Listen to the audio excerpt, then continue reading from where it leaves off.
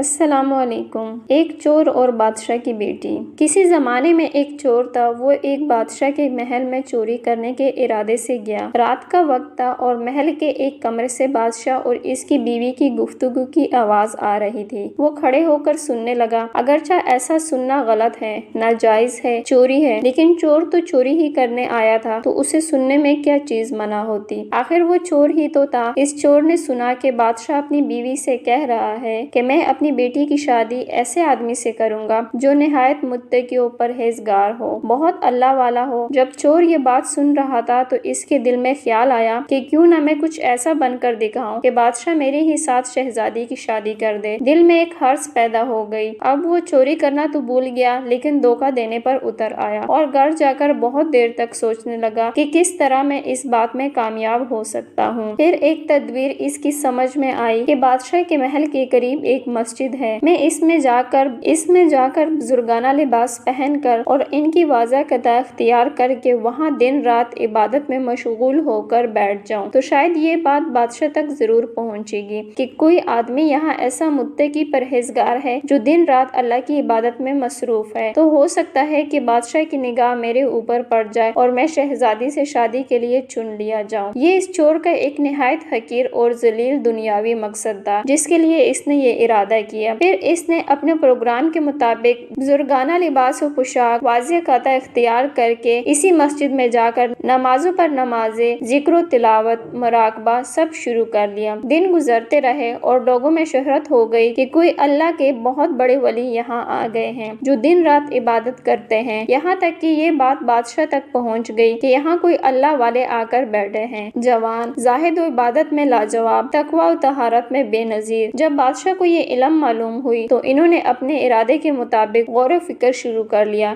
کہ شہزادی کے متعلق جو سوچا تھا اس کے لیے اسی کا انتخاب کیوں نہ کر لیا جائے۔ بادشاہ نے اس سلسلے میں گفتگو کے لیے اپنے وزیر کو بھیجا۔ وزیر اس شخص کے پاس مسجد پہنچا اور باادب ہو کر اس سے کہا، میں آپ کی خدمت عالیہ میں بادشاہ کی طرف سے ایک پیغام لے کر آیا ہوں۔ اس نے پوچھا، کیا پیغام ہے؟ وزیر نے بتایا کہ بادشاہ نے کئی سال پہلے یہ فیصلہ کر لیا تھا کہ وہ اپنی بیٹی کا نکاح ایک ایسے شخص سے کریں گے جو بڑا متقی اور پرہیزگار ہو، اللہ والا ہو۔ وہ اس کی تلاش میں تھے۔ اب جو نظر گئی تو نظر انتخاب آپ پر آ کر رک گئی ہے، لہٰذا بادشاہ نے مجھے بھیجا ہے کہ اس سلسلے میں آپ سے گفتگو کروں۔ یہ شخص جو دراصل اسی تمنا و آرزو میں یہاں آ کر بیٹھا تھا بہت دیر تک وزیر کی گفتگو سنتا رہا۔ اس کے بعد اس کی آنکھوں سے آنسو جاری ہو گئے۔ وزیر نے پوچھا کہ کیا بات ہے؟ تو کہنے لگا کہ آج جو پیغام لے کر آپ آئے ہیں یہ پیغام مجھے منظور نہیں۔ وزیر نے کہا کہ کیوں منظور نہیں؟ اس شخص نے کہا کہ دیکھیے، میں صاف صاف بات آپ کو بتاتا ہوں کہ میں اصل میں ایک چور تھا اور ایک مرتبہ بادشاہ کے محل میں چوری کے ارادے سے گیا تھا۔ پھر جو کچھ بھی ہوا اس کو سنایا اور اس کے بعد اس چور نے کہا کہ میں نے تو یہ واضح قطع اسی حرص کی وجہ سے اختیار کی تھی، لیکن میں یہاں آ کر بیٹھا تو میرے خدا نے مجھے اپنا بنا لیا۔ اب بس اس کے بعد مجھے اور کسی کی ضرورت نہیں، میرے لیے میرا خدا کافی ہے۔ بے شک جب عبادت عبادت ہو جائے، نماز نماز ہو جائے، ذکر ذکر ہو جائے اور ہماری دیگر عبادتیں واقعی عبادتیں ہو جائیں تو بے شک یہ نمازیں اور عبادتیں انسان کو برائیوں سے روکتی ہے۔